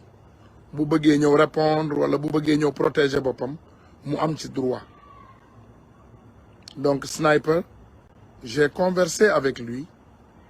et les conversations ci biir conversation yi sax am na yeneen kàddu yu ci jip waaye yooyu yëpp duñ ci yegg mais il était très agité une personne qui n'était pas très contente une personne qui avait peur nit ku tiit aussi est-ce que duma leen jox rek vocal yi parce que ci biir wax bi dafa am fu ma ko jàpp te foofu ma ko jàpp foofu rek laa bëgg a yem après dinaa leen indil tuuti ci suñu waxtaan waa ñëw leen fii. Bonjour. Voilà, donc ce qui est extraordinaire, tu m'as dit de t'avoir accusé, moo tax ma lay yónnee vocal bi. Je ne t'ai accusé de rien parce que je n'ai même pas dit ton nom. J'ai donné un surnom d'une personne qui fait partie des personnes qui ont fait ce mal. Donc pourquoi toi tu te sens coupable? J'ai donné un surnom. Je n'ai jamais donné ton nom. J'ai donné seulement un nickname. Je n'ai jamais donné ton nom. Donc pour que ça soit clair. Donc yow léegi pourquoi tu te sens coupable? déglu leen. Parce que c'est moi Sniper. déglu leen. te maman ndelong Sniper man la lu ma daw man gaa ñu nee na email joolaay nee na lu waxa sutom soo see ni man suute xamuloo ma yoolo fi ñoo ko wax xamuloo ma mu ne xamuma ko. doomu jàmbur ma sosal ma nii déglul. wax ci man may Sniper tu recules d'un iota. voilà donc gars yi nee nañu non bu leen fàtte ne 1 million marche aussi dañu am ay kilifa ñun duñu waxantu c'est une équipe la boo xam ne saa bu ñuy réunion même lii ma def nii ñoom bëgguñu ko ci réunion bi parce que tere nañ ma ko yenn saa yi nag xam nga Ousmane yi dañoo xaw a dëgër bopp dañ ñuy tere dara mais dañuy insister donc tere nañ ma ko waaye j'ai insisté que ñu may ma au moins me prouver le Sénégalais yi ne j'ai parlé avec Sniper ces gens-là nee nañu leen soo leen reculer wul duñu reculer Sniper il parle wolof comme toi et moi il parle bien joola comme toi et moi il parle bien mankagne comme toi et moi il parle d'autres langues Sniper il communique très bien, sain. Donc moom sniper amul benn weddi boo xam ne mën na ma koo indil tegal ma ko sur la table. Parce que du moment où tu as confirmé que yow, tu es un membre de sécurité, malgré il a refusé d'avouer qu'il a une société de recrutement, parce que loolu déjà xam nga aveu gënu koo grave. Xam nga tey yow bu fekkee ci lu leer ngay dox maanaam lu wóor rek ngay def ci dëgg rek te yàlla tax buñ la laajee ndax yow da ngay recruter ay nit te ngay recruter ay nit te nit ñi confirmer ko da ngay ne waaw wax dëgg yàlla damay recruter ay nit waaye bu may recruter ay nit du ma recruter ñi may recruter yëpp xamuma leen te bu fekkee ne dañuy def ñaawteef mënumaa xam seen ñaawteef loolu mooy dëgg. Mais quand Sniper m'a répondu dafa weddi benn dafa daw mu ne dafa daw mu ne d'un crime je connais le gars il ne fera jamais ça il a toujours pour la sécurité c'est la passion. Ah mais attends Bakary Fati jërëjëf damay épingler sa tour bi ma laaj la ay question Bakary Fati léegi ma ñëw jàppale tuuti. Sniper, il a une société de recrutement, oui ou non? Léegi, s'il te plaît, réponds dans les commentaires. Ba léegi ñu continuer waxtaan. Parce que ce qui est sûr, ma wax ko Sénégalais encore une fois, si tu as une société boo xam ne tey Macky Sall lan lañ koy rapprocher? On rapproche Macky Sall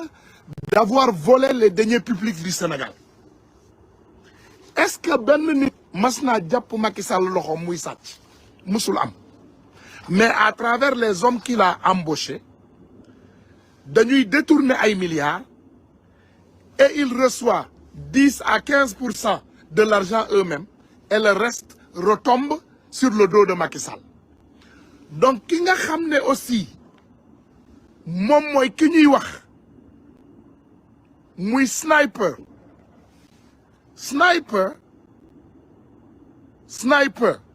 dafa nekk nit koo xam ne moom dafay embaucher ay milices moom Sniper moom mooy jël xaalis bi moom la ñuy ñëw jox disons 20 millions ne ko 20 millions 100 000 par tête ça fait 200 personnes on a besoin de 200 personnes 200 personnes moom bu demee il ne paye pas du payer 20 millions du payer 20 millions hein? Il paye soi-disant 4 millions à ces jeunes et lui il prend les 16 millions léegi doomu aadama yi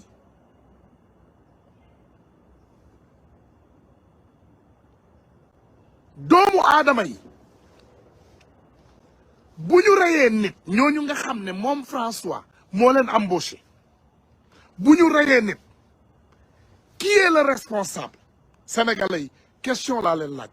parce que il me semble que mon frère Babacar Fati ne répondra pas à cette question parce que Babacar Fati va courir et aller demander à ses amis est-ce que je peux répondre à monsieur Tounkara bëgg naa leen jox benn firnde Babacar Fati pour ngeen xam vous avez un groupe de militaires am ngeen benn groupe militaire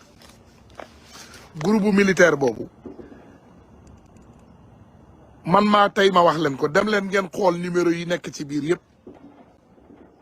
ndax xam ngeen ñëpp ndax xam ngeen li ngeen wax ndax day génn wala du génn dama bëgg ma laaj question boobu rek Babacar Fati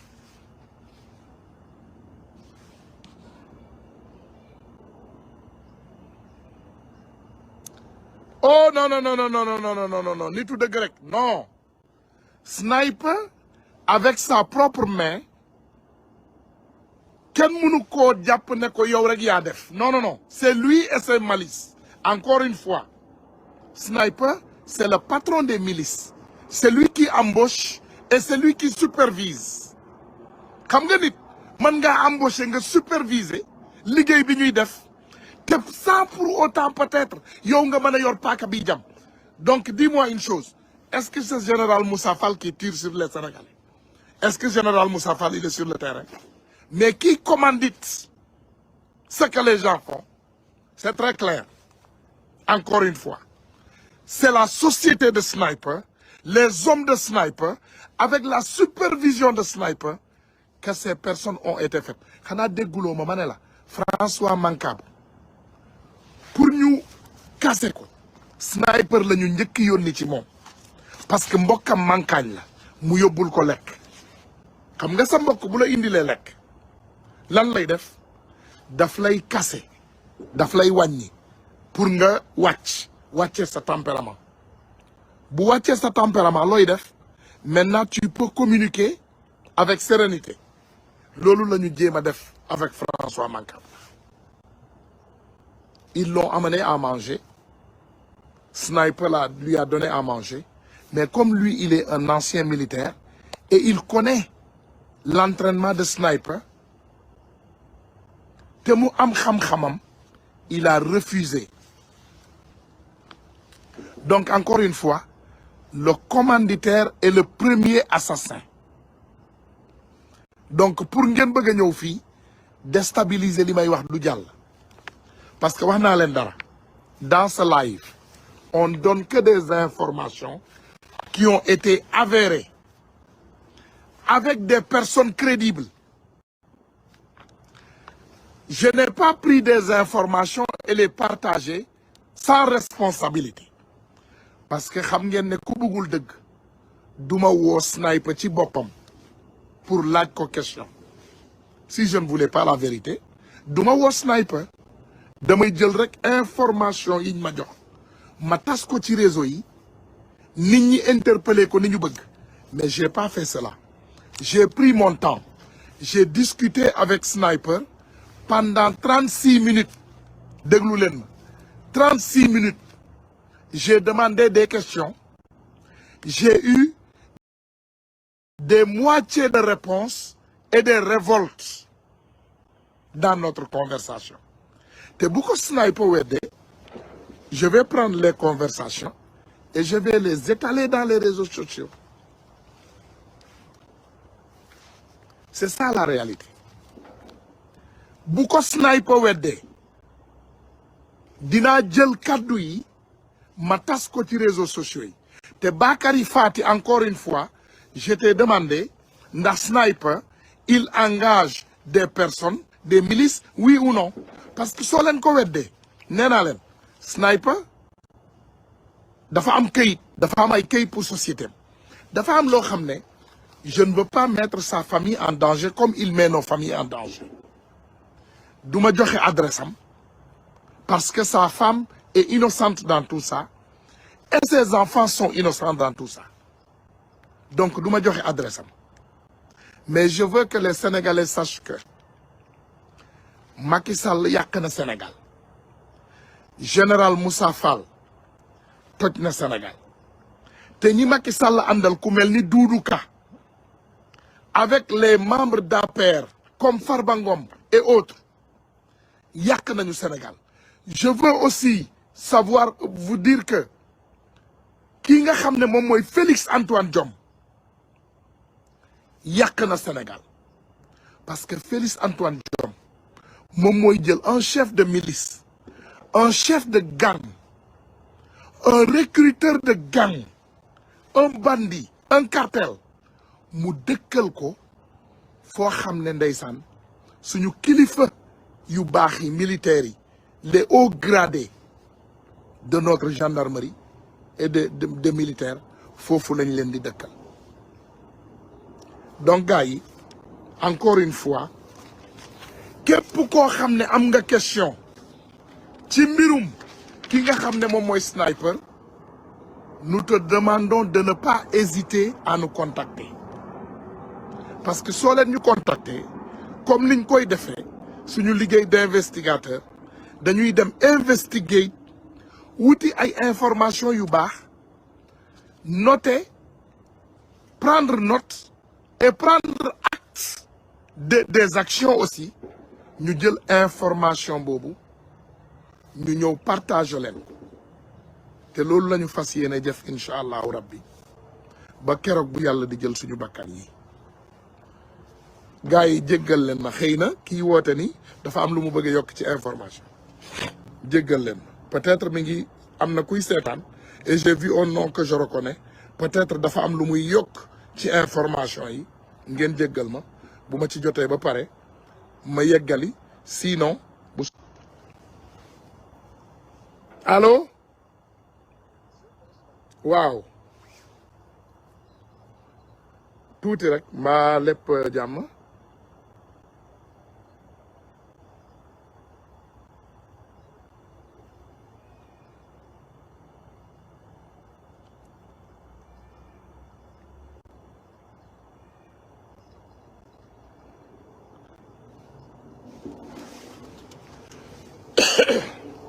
non amuñ dara léegi man dinaa ñëwaat ci yow amuñu benn audio amuñu benn message dañ lay jéem a xoxotal rek voilà merci voilà waaw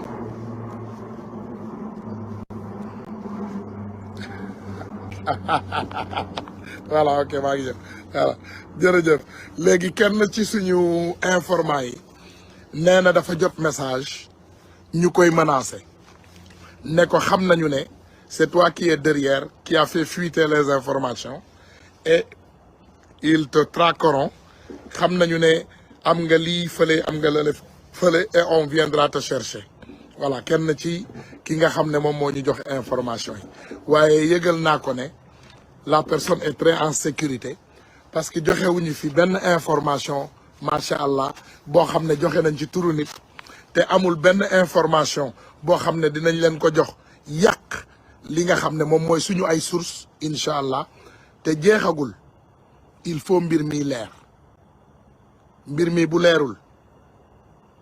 sniper avertir naa la tey bi ma waxee ak yow te dinaa la woowaat tu me donnes exactement le nom des éléments qui ont fait ce sale boulot pour toi boo ma joxul tur yi on va trouver les noms de notre manière te dinañ leen génne te bu soobee yàlla problème bi day gën a yokku ma jàmbal génnal nga setal sa bopp ñu xam ndax am nga kër bu am piscine tubaab jalaaw te boo ko amee nga wax ñu lan moo xew ci sa kër googu ak lu fa xew bëgg nañ ko xam sinon incha allahu rabbi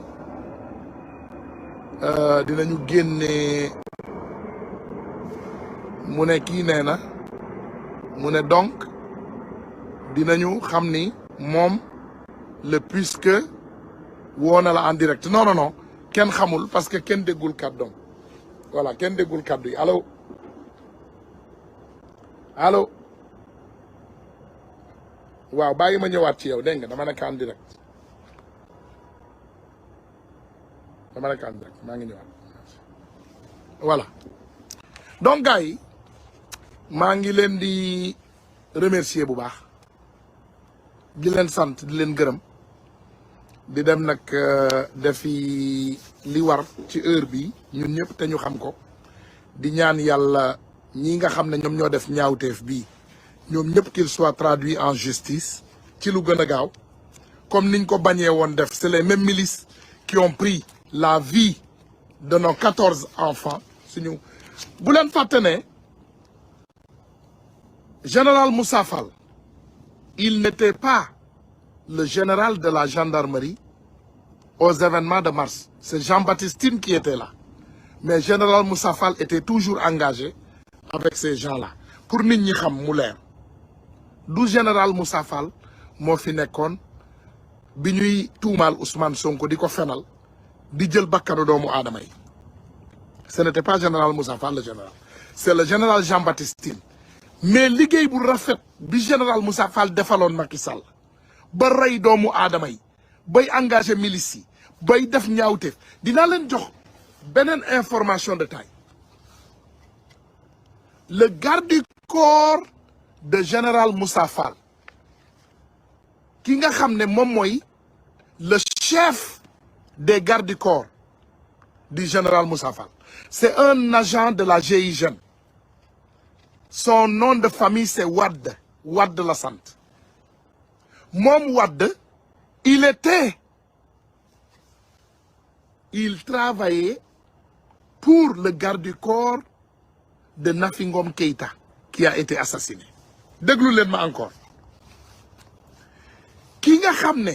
moom mooy le chef de garde du corps de Moussa Fall aujourd'hui, Wade la sant.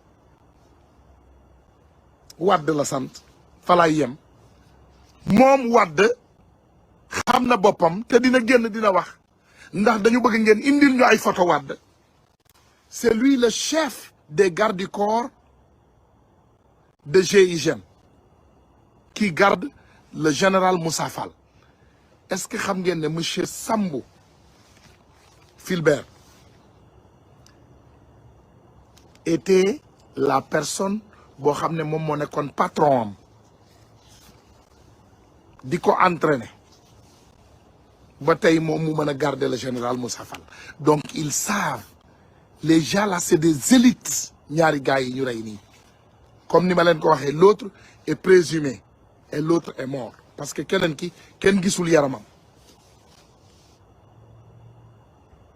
Il faut doomu aadama yi xam loolu. Gars yi maa ngi leen di sant di leen gërëm di leen joxaat dig daje incha allahu rabbi suba ci yeneen information yi ñu war ñëw mattali. Dinañ ko jël suñu temps def ko ndànk-ndànk benn par benn indi ko ba ces malfaiteurs buñ leen jàppee elle est traduite en justice bu soobee yàlla. Sénégalais yi maa ngi baal ñëpp ak di balu ñëpp ak. Wa salaamaaleykum wa rahmatullah wa barakaatu.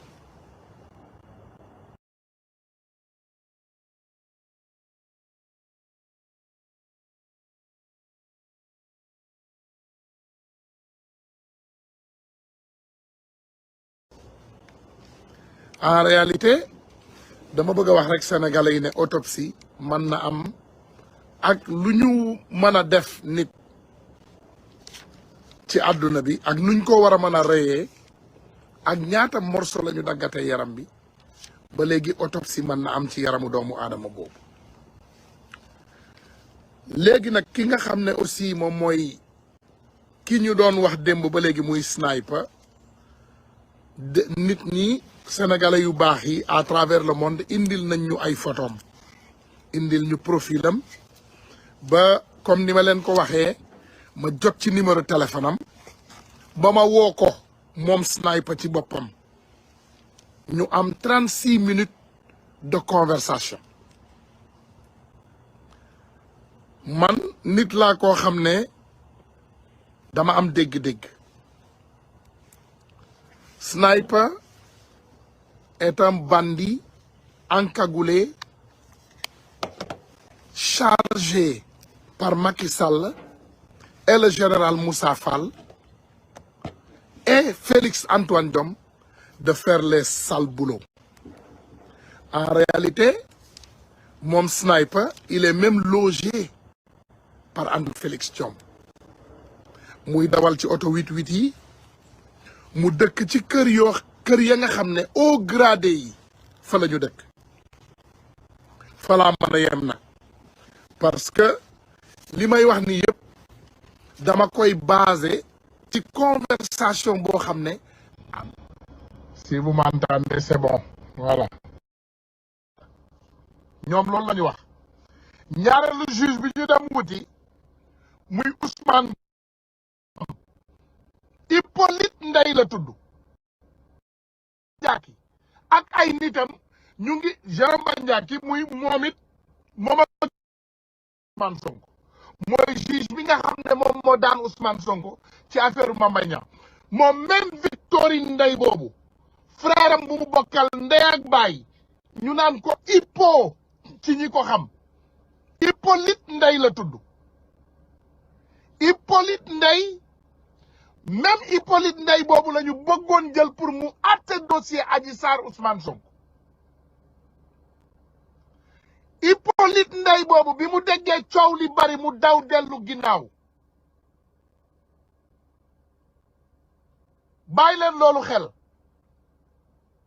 encore une fois léegi maa ngi ñëwaat ci beneen affaire bu important pareeguma ba léegi ci Victorine Ndeye kër Madiambal Diagne ba nga xam ne moom moo nekk fële ci tubaab jalaaw Victorine Ndeye daan na fa dem lu bare daan na fa fanaan lu bari dafa ragal a dem bañ fa reyee Fulbert Sambou ak Didier Badji fa la leen reyee ñoom Jérôme Bandiaki ak ay nitam ñu ngi Jérôme Bandiaki muy moom ak Victorine Ndeye ñoo bokk dëkk fële ci Casamance ñoo bokk dëkk ñoo bokk benn dëkk bëgg ñoom ñëpp ñuy ay mankaañ ñun bëgguñu indi affaire xeet ci mbir mi ngeen déglu ma ñuy ay mankaañ Jérôme Bandiaki Victorine Ndeye Hippolyte Ndeye Hippolyte moom mooy frère Victorine Ndeye am nañu beneen frère bu fi nekk Amérique muy Paul Ndeye ñoom ñëpp ñu ngi dëkk fële ci Casamance ay dëkkandoo Ousmane Sonko lañu ñetti samba boy yooyu Jérôme Bandiaki ci këru Madiambal Diagne faru Victorine Ndeye pisinam tubaab jalaaw fa la ñu jëlee bakkanu Didier Badji ak Fulbert Sambou fa lañ leen reyee ci piscine Madiambal Diagne léegi Victorine Ndeye dafa ragal a dem ci kër googu elle a peur d'aller à tubaab jalaaw léegi dematu fa dafa ragal kër googu léegi Madiambal Diagne wutal ko appartement ville ma bëgg a Victorine Ndeye nga yëgal aussi Madiambal Diagne Madiambal am naa numéro mi ngi fii nga yëgal ko ne ndaw samu ëmbal te ñu am doom bu am fukki at Madiambal am na doom bu am fukki at Cheikh Yérim Seck a ngi wut information bi ndax kenn xamul information bi ci Sénégal ñëpp a ngi daw di yéeg ak a wàcc journaliste yi buñ ko xamee dañ koy chantage kenn xamul fu doom ji nekk moo ko tiital moom Madiambal ndax bu déggee message bii tey du nelaw ndax man xam naa ne moom xam na ne man xam naa fi mu toll nii man xam naa mais journaliste sénégalais yi dinañu commencé saytu dem xooli Madiambal kan la amal doom bu am fukki at la Madiambal Diagne am Sénégal boo xam ne nangu ko reconnaître te doom ji mi ngi waaj a examen xam ngeen Sénégal nu mu demee mën ngaa nëbbu doom ba muy waaj a passé entrée en sixième il faut nga leeral mbir mi pour doom ji am këyit pour mu mën a passé examen donc coow laa ngi ñëw mais Madiambal dafa ne na lépp tegu ci suuf nañu bàyyi tekk bu ñu wax dara diggante léegi ak 2024 ba ñoom ñu tappale li nga xam ne moom mooy candidature Macky Sall buñ ko indil benn coow nee na fi mu toll nii bu ko kenn indil coow Madiambal yëg nañu ko nag bàyyi loolu xel xale bi fexeel mu am kayit pour mu mën a passer examen nga bàyyi tappale yi nga nekkee yaag Victorine Ndeye nag sa loxo mi ngi ci seen doomu Casamance yooyu yow ak Jérôme Bandiaki ngeen dëkk fële ci ñaagis seen loxo mi ngi ci bakkanu Didier Badji ak Fulbert Sambou et c'est dangereux dans un pays normal qu'une ministre loxoom nekk ci faat doomu aadama ministre ba mu ànd ak bandi rek ca nga xam ne problème dana am donc lii ma indi ko ma leeral ma indi beneen leeral ne leen ka nga xam ne xam nga Mame Mbaye Niang ba muy génn di am làmmiñ bu rëy làmmiñ bu rëy wax nañ leen ko toujours ñu fàttaliwaat leen ko ba léegi bàyyi leen ko xel du ci télé du ci rajo du ci bind kenn nanguwul wax ci Samba Lawbe Dieng kenn nanguwul wax ci moom kooku moom moo saytu mbiru Prodac bi moom moo bind document wu Prodac yi yëpp moom moo def enquête bi ba enquête bi leeree ba mu génnee kayit yi bakkanam fekkewu ko Samba Laobé Dieng mi ngi àllaaxira ba nga yowmal xiyam. Sitor Ndour par hasard déglu leen hasard bi déglu leen coïncidence bi am ci Sénégal il faut écouter la coïncidence. ki nga xam ne moom moo génnee rapportu Prodac bu Mame Mbaye Niang Macky Sall la teg ci kuddam ñu teg ci ni Ousmane Sonko ay daan Samba Laobé Dieng la tudd. Samba Laobé Dieng nekkatul ci àdduna bakkan bi jël nañ ko mi ngi àllaaxira. 2 gendarme bi nga xam ne moom moo def enquête Sitor Ndour aussi muy xaritu Macky Sall ka ñu jàpp ci siif ñu am ay firnde am ay audio am lépp yaay ji jël ko jox ko gendarme enquêteur bi par hasard ma nga yowmal xiyam. donc tey Sitor Ndour buñ ko taxawoon di ko atte du am kenn koo xam ne day mën a indi ay firnde pour ñu mën koo teg ay daan donc il va marcher comme il veut. Sitor Ndour day dox comme ni mu bëggee ndax gendarme ba génn na àddina. Mame Mbaye Niang ka defoon rapport ba muy Samba Laobé Dieng génn na àddina. lii ñu leen di wax nii dem leen ngeen saytu ko ay information factuelle lañ leen di jox. Victorine Ndeye mi nga xam ne moom mooy ministre aussi nee nañu leen ka nga xam ne moom la ñu jël ci dossier Mame Mbaye Niang bi mu def appel pour Ousmane Sonko mi ngi tudd Ousmane Gueye.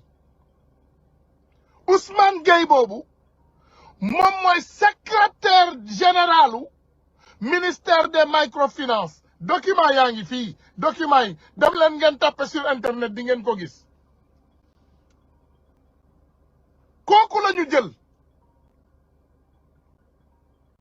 dama ne il faut doomu aadama yi ubbi seen bopp yi. docteur Alfousseyni Gaye dañ koy waaj a daan dañ koy waaj a faat ngeen jéggal ma du daan. docteur Alfousseyni Gaye bàyyi leen ko xel ñoom ñu ngi ci kawam. docteur Alfousseyni Gaye ñu ngi ci kawam. waa APR ñu ngi koy menacer il menace sa vie ñu ngi ci kawam. suñu fexewul protéger le docteur Alfousseyni Gaye comme ñoom amuñu dossier ci affaire Adji Sarr bi Alfousseyni Gaye mooy witness maanaam tey témoin principal ci affaire Sonko bi c'est le docteur Alfousseyni Gaye. te nitu Macky Sall yi ñu ngi bëgg a jël bakkanam parce que problème bi ñu am en réalité mes amis te du lu sori defe naa loolu xar ya sax xam nañ ko xar ya ca abattoir ba sax xam nañ ko parce que dans l'affaire Adji Sarr benn nit moo teg pression muy Adji Sarr. Adji Sarr mooy diriger état bu Sénégal. Adji Sarr moom moo demandé procès te xam na ne amul dara waaye buñ ko yóbbuwul procès dañu ragal ne dina wax. Adji Sarr est soutenu maanaam ki ko yëkkati dooleel ko maanaam gouvernement Sénégal ñoom ñoo koy dundal ñoom ñoo koy garder. Adji Sarr moo gën a important Macky Sall. Adji Sarr moom moo gën a important tey Macky Sall ak Marème Faye Sall yëpp. Adji Sarr moo gën a important tey ci Sénégal ci waa Benno Bokk Yaakaar parce que amul dara xam nañ ne amul dara waaye bëgg nañu mu ñëw bu ñu faatee bakkanu Alfousseyni Gaye Adji Sarr day ñëw wax lu ko neex du n'importe quoi ay waxu dof ay waxu naxa saxam nag bu leen benn nit nelawloo ne leen Adji Sarr am na lu tolloog tarfatal ay ni. audio Adji Sarr bi ma mujjee génne xam nga lu mu ci wax nee na keroog bi mu wooyee Mamour Diallo dafa jël otoom daw si ñëw fekk ko kër Viviane parce que tout simplement dañu ragal. il faut ngeen bàyyi loolu xel il faut ñu bàyyi xel ne Adji Sarr audio bu mujj bi mu génnee te audio bi dinaa leen ko tegal léegi audio bu mujj bi mu génnee dinaa leen ko tegal bala non bi ma mujjee génne audio bi ma mujjee génne audio bi ma mujjee génne ci Adji Sarr dinaa leen tegal ngeen dégg mu ne ba mu wooyee Mamour Diallo dafa sol ay dallam daw si. Ils ont peur de ce procès ñoom ci boppam bëgguñoo dem procès parce que amuñu dara fen yi ngeen di dégg amul benn doomu aadama bu yor tarfatal ay ni déggu leen ma de tarfatal ay ni ci Ousmane Sonko benn nit moo yor ay document décharge muy Ousmane Sonko moo yor ay audio Ousmane Sonko moo yor ay vidéo te vidéo yi ñu yor mooy Adji Sarr ci boppam vidéo yi mu génn wax ne wala dama ëmb ba ci yàgg mu ne man masuma ne dama ëmb ba ci yàgg moom Adji Sarr menn mi mu demaat encore di wax ay waxu naxa sa xandang fële ci live waajooju sant Sall jarul may tudd turam comprendre nga ñu dégg loolu yëpp moom Adji Sarr di ko wax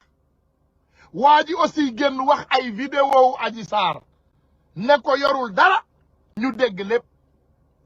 donc dama ne lépp lu ñu amoon ci dossier ci affaire Ousmane Sonko bi dugal nañ ko ci dossier bi et c'est bouclé donc tappale yi ñuy jéem a dugal seen bopp yi bàyyi leen déglu waxi dof ay nit waaw am nañu dossier waaw am nañu amuñu gat ils n'ont rien amuñu gat ba gat booloo jeex amuñu tous tasar amuñu ko lenn rek la ñu am mooy seen làmmiñ di propagande di yuuxu waaw yuuxu dina jib billahi ce procès va arriver te yuuxu dina jib fuñ ko foogeewul gis nga leen dañuy labaj de bëgguñu dossier bi am yuuxu yu bari yi coow li ngeen gis ni yëpp bëgguñu dossier bi am dañu bëgg a labaj as carte gi parce que yaakaaruñu woon ne adduna dina yàgg ak li ñu teg Sonko yëpp dina leen gën a muus anticiper ñëw ci procès bi bëgguñu loolu il ne voulait pas que Ousmane Sonko vienne nappaate yeeg yuuxu yeeg attaque bi yëpp bëgguñu woon mu ñëw ci procès bi léegi nag problème am na parce que ñoom xalaat nañ ne ah léegi Ousmane Sonko dina ñëw ñu ngi persécuter docteur Alfousseyni Gaye wax naa leen ko nag ñu ngi koy persécuter maanaam ñu ngi ci kaw docteur Alfousseyni Gaye tous les moyens sont bons pour eux ñu ngi ci kawam moom Macky Sall day génn Sénégal altine ci guddi daw dem fële ci Nigéria bàyyi leen ko Macky Sall day daw génn dëkk bi dem Nigéria altine bii ci guddi day dem Nigéria bàyyi leen ko xel mooy suba ci guddi day dem Nigéria bàyyi leen ko xel ma nga ca yoonu Nigéria moom Macky Sall mi ngi ci yoonu Nigéria altine ci guddi Macky day dem Nigéria dama ne léegi dama leen bëgg a indil audio bi nga xam ne moom la Adji Sarr moom laa mujjee teg ci Adji Sarr ngeen déglu audio bii moom lay waxee ne mu ne Mamour Diallo ba mu wooyee Mamour Diallo déglu leena mu ne ba mu wooyee Mamour Diallo dafa daw ñëw wuyu si ko Adji Sarr a ko wax de du man ngeen bàyyi loolu xel Adji Sarr moo ne mu ne ba mu wooyee Mamour Diallo dafa daw ñëw wuyu si bismillah maa ngi leen tegaloo jël déglu leen lii maanaam dem bi nga dem nii déglu leen Adji Sarr mooy wax déglu leen Adji Sarr gars yi déglu leen ma tegal leen Adji Sarr ngeen déglu Adji Sarr ci boppam li mu wax Adji Sarr ci boppam moom mooy wax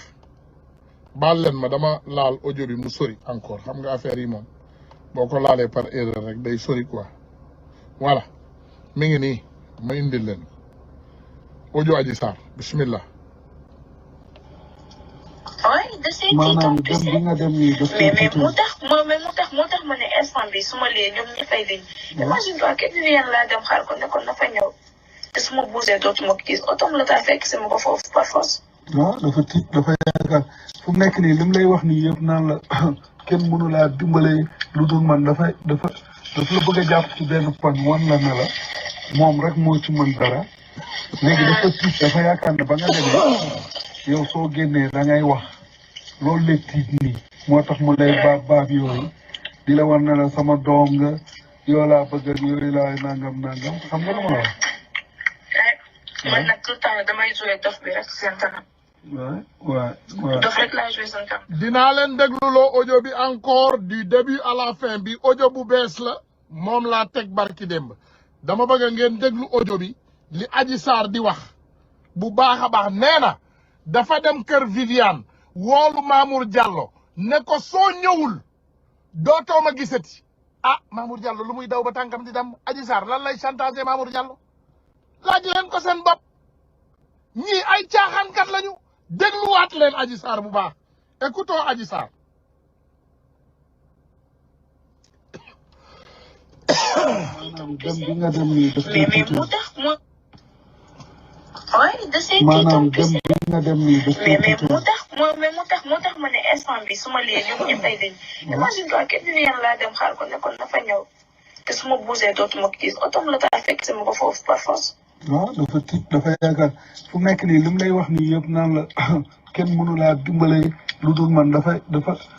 bëgg a jàpp ci benn poñ wan la ne la moom rek moo ci mën dara léegi dafa tiit dafa yaakaar ne ba nga demee yow soo génnee da ngay wax loolu la tiit nii moo tax mu lay baab yooyu di la wan ne la sama doom nga yoo laa bëgg ak yooyu laa nangam xam nga lu ma la wax. man nag tout le temps damay joué dof bi rek seen kanam. waay dof rek laa joué seen kanam te xam li ma xam toog xam ne bés wax boo jotee boo xee ñoom ñëpp ku nekk ay Mamour Diallo gëmuñ yàlla gëmuñ yonent bi gëmuñ kenn. gëmuñu tous alal rek lañ gëm alal rek lañ gëm. barki yàlla. tiit la def moo tax bañ ne soo génnee wax ak yooyu moo tax mu jëlaat instant boobu soo na ko woon léegi may ma 20 millions wala 30 millions sax mu génne ko joxe ko laa la wax mais yow tamit joueur bul am seen complexe dégg nga ndax yow yaay buur fu mu nekk nii yow yaay chef yow yaay diriger. mais man yaay sama buur. waaw loolu jeex na moo tax ma lay wax na la yow nekkal chef ndax yow xam nañ ne fu mu nekk nii yow yaa koy bomb yow yaa leen moom mu neex mu naqari seen war. ma leen bomb mais man nangul ma yow yaay bomb si man yaay sama buur. waaw jeex na mu ngi noonu yow daal fu mu nekk nii suba laa lay àggaleel sama kii bi ndax nelaw yaa ngi ma jàpp ni suba dama daw sax dugg. kon da ngay fiir loolu moo tax nga woo ma parce que je pensais que damay affaire xew. waaw dama fiir kay. jëkkër la mel la nekkee def. yow ba suba balaa sama nelaw yi di naaw ok bonne nuit. ok.